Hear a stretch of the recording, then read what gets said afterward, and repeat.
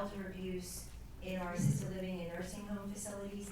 He's very focused on the financial fraud and very excited that, much like the VA hotline that we put up in the White House, Veterans Hotline a couple of years ago, that we're going to have a brand new hotline committed to elder fraud. Please share that. Please write that down somewhere. Please give it to everyone you can think of. It takes you a couple of seconds, and you may just be able to be a part of the solution as well. So I would like to thank you all again for having us and redouble our commitment on behalf of President Trump and our entire administration to work in safeguarding our seniors and their assets. And it gives me great pleasure to introduce today Attorney General Bill Barr.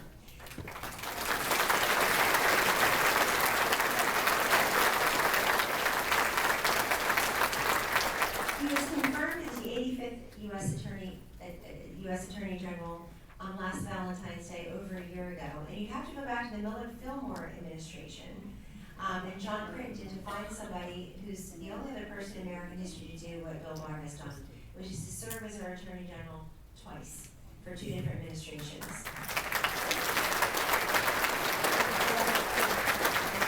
The Attorney General is a native New Yorker with his undergraduate degree from Columbia University. His career has spanned the public and private sectors.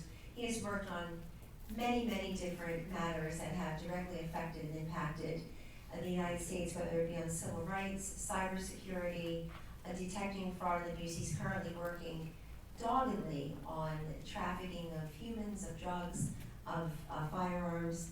And I also have had a real pleasure working with the Attorney General and his large team at the Department of Justice on our crisis next door, the polydrug crisis of opioids, meth, heroin, and the like, and fentanyl. And I also want to say that here we are on the stage today, Mr. Attorney General, but 28 years ago, this May, the Attorney General was the commencement speaker at my law school graduation. We actually went to the same law school. So from there to here, it's been a straight line of 28 years. Ladies and gentlemen, it gives me great pleasure and privilege to introduce the 85th and the 77th Attorney General of the United States, Bill Barr.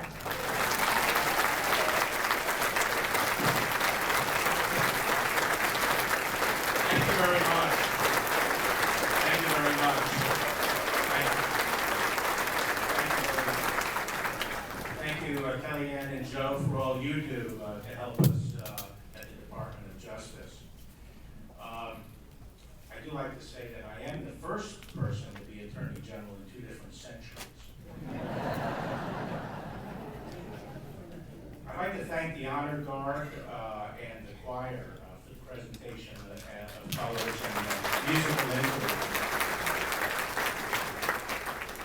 I'd like to thank all of my colleagues in federal law enforcement and state and local law enforcement, as well as all of you who are sharing time with us today. And I'd like to thank you for your commitment to keeping seniors safe. Today's event highlights what I am personally very committed to and what the Department of Justice is very committed to, and that is protecting our senior citizens from abuse and from predatory fraudulent schemes. I'm very proud of the work that the department has been doing, and I'm pleased that today I have several announcements to make in this area. Let me start with the problem of fraud. As people live longer, fraud directed at our senior citizens has become an increasingly serious problem. In fact, it's been mushrooming over the past several years. According to one report of the Consumer Financial Protection Bureau, financial scams and other crimes targeted at our senior citizens quadrupled since 2013. It's involved more than $6 billion of losses. With the advent of the internet and other technology, the elderly have become especially vulnerable. What makes these crimes particularly heinous is not just the vulnerability of the victims. It's not just that it involves an abuse of trust, but rather that due to the victim's stage of life, it is frequently impossible for them to recover the financial loss. And this means a devastating impact on the victims. These victims should be in their golden years, having worked very hard to save up for retirement, and frequently their life savings are just taken from them by these cold-blooded fraudsters.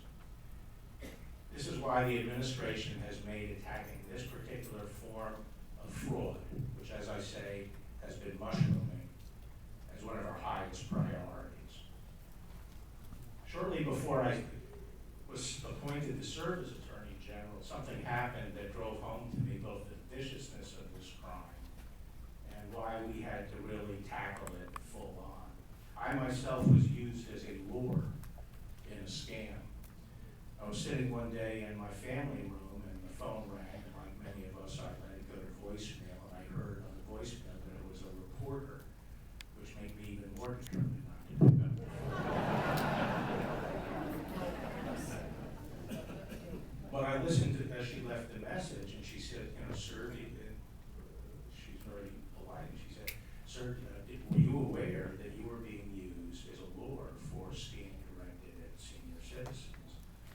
So I called her right back, and she laid it out for me. And my official photograph from when I was Attorney General in 1991 and 1992 was being put on websites. And people were being told that because of my vast experience and connections with government, I was able to secure federal grants for people. And all they had to do was send me some money, and I would arrange for these federal grants. And at that time, I started noticing that I was getting calls at my law firm office. And some of the people I talked to, others left messages, and it was really heart-wrenching. People called, desperate hope that this was real. They'd already put their money into it. Or others called and said they were embarrassed and ashamed that they fell for it. They didn't hold me responsible, but they wanted suggestions of what they should do about it. And just wanted me to know about it. I remember one woman had a very nice conversation with her down in a rural part of Georgia, and she and her husband had lost their entire life savings to this scam. So that crystallized the issue for me, and when I got to the department, I wanted to make sure that this was one of our highest priorities to go after this. Now,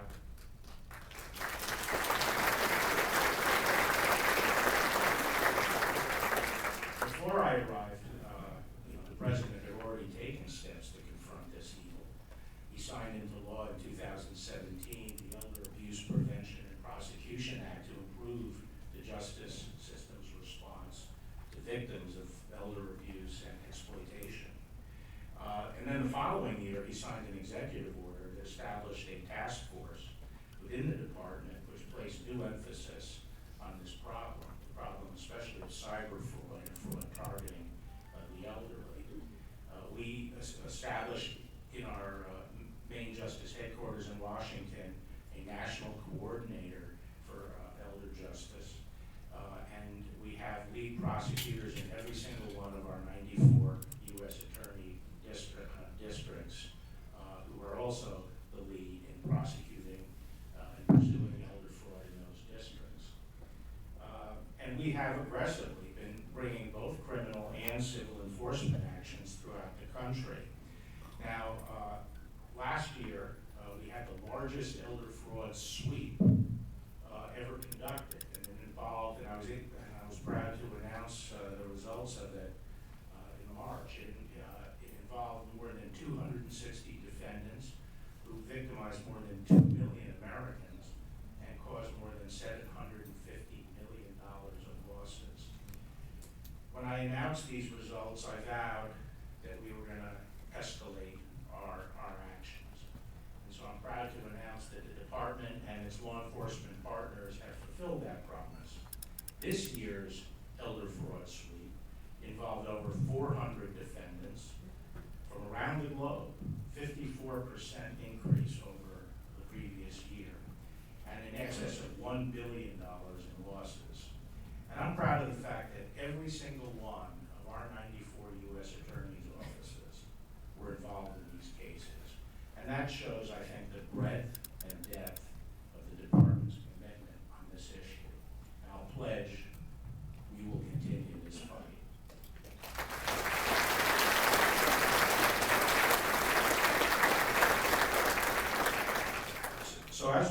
working closely with our law enforcement colleagues, but also from our friends in the private sector, banks, and other companies, it became clear to us that a substantial part of this fraud against elders is conducted by transnational criminal organizations.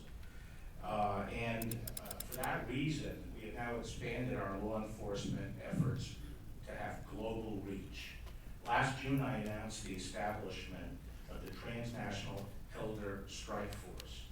This is a joint law enforcement effort that brings together the resources and expertise of the Department's Consumer Protection Branch, the U.S. Attorney's offices in 6 of our districts, the FBI, and the U.S. Postal Inspection Service, and other organizations.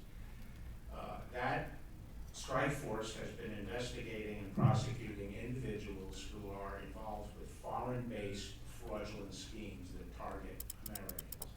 And impressively, already, just since last June, 1/4 of the sweep results that I announced were due to the work of this international strike force. Now, where we can, we like to charge people criminally, but we've also made effective use of our civil enforcement tools. Just last month, for example, the government filed landmark civil actions for temporary restraining orders against 5 companies and 3 individuals allegedly responsible for carrying out hundreds of millions of fraudulent robocalls. Those led to massive financial losses across the nation. In a 1-week period, they placed over 13 million fraudulent calls in Florida alone. The complaints allege that the defendants ignored numerous warnings that the calls carried over their system facilitated foreign-based fraudulent schemes targeting Americans. The complaints against the alleged defendants alleges that the alleged defendants carried out an astronomical number of robocalls, most of which originated in India. Another line of attack has been for us to go after the money flows as it goes back to the fraudsters. And last year, I announced an effort targeting what we call money mules, money mule activity. Money mules assist fraudulent schemes by receiving the money from the victim and then taking it and funneling it back to the foreign-based perpetrators.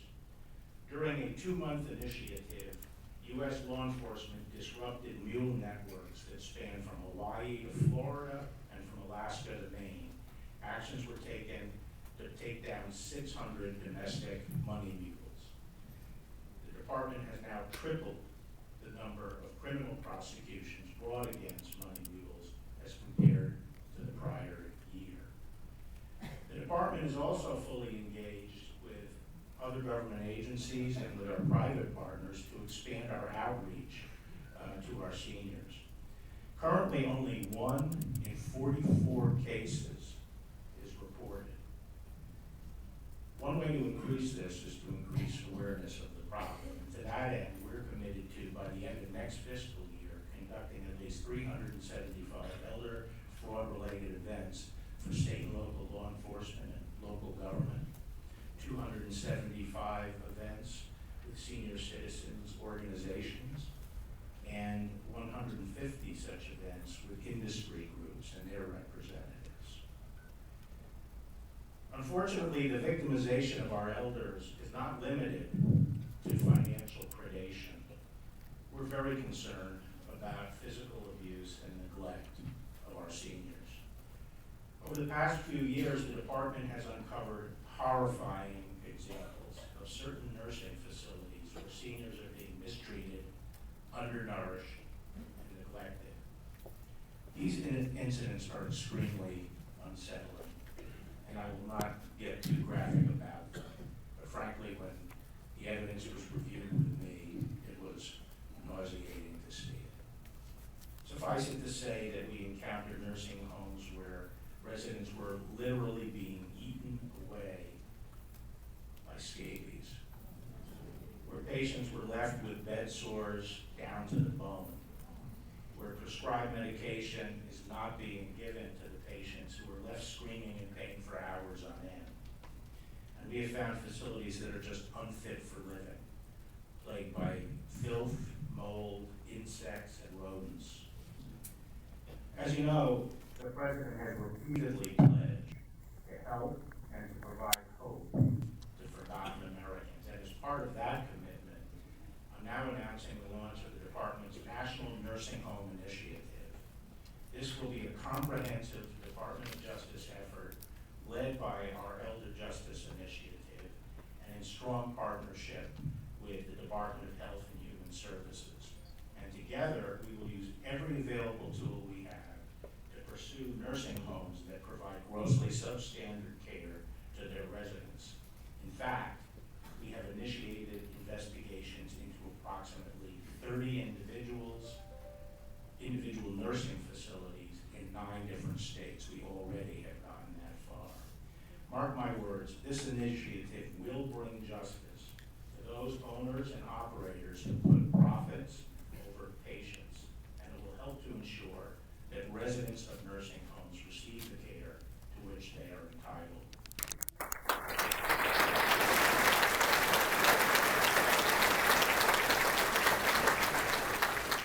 Now, I must point out, and I want to stress, that none of this is an indictment of the assisted living industry as a whole.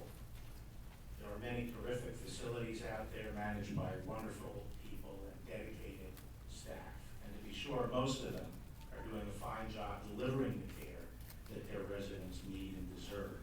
But unfortunately, there are some very bad apples out there who are abusing seniors. And we are set on figuring out exactly who they were and putting an end to it. The criminals who perpetrate these crimes depend on their victims' silence. Victims routinely report feeling embarrassed and ashamed having fallen for these ploys. However, we must act and speak up. Moreover, we must do a better job of making assistance readily available to seniors who are the potential victims of these scams. And so I'm pleased to announce the launch of the Department's National Elder Fraud Hotline. It will provide services to adults age 60 and older who may be the victims of financial fraud. English, Spanish, and other languages will be available.